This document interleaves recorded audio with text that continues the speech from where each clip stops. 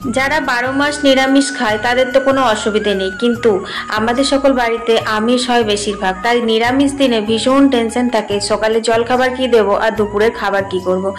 যাই হোক, শুভ সকাল বন্ধুরা। এখন বাজে ভোর 5টা। ভোর চলে এসেছি বিষ্ণু মন্দিরে।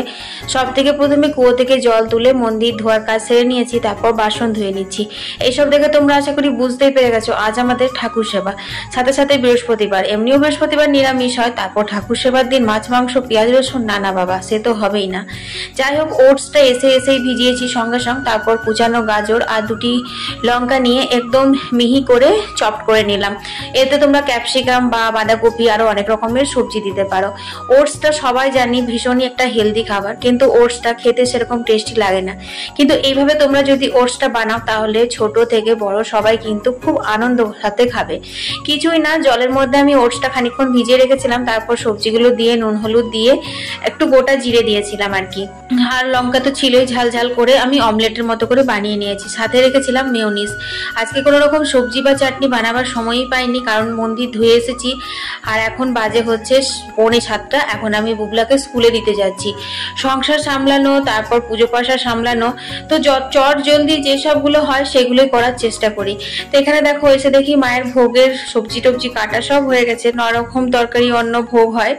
তো যাই হোক, অন্নভোগ তো মা রান্না করবে, তো পেয়েছি আজকে ফাঁকা, মানে রান্না বান্না নেই। তাই ভাবলাম ঠাকুর ঘরটা ঝাড়া হয়েছে, কিন্তু বৃহস্পতিবার ছাড়া মা লক্ষ্মীর সিংহাসন বা মা লক্ষ্মীকে তো সরানো হয় না, তাই আজকে একদম ভালো করে সিংহাসনটা ধুয়ে নেবো।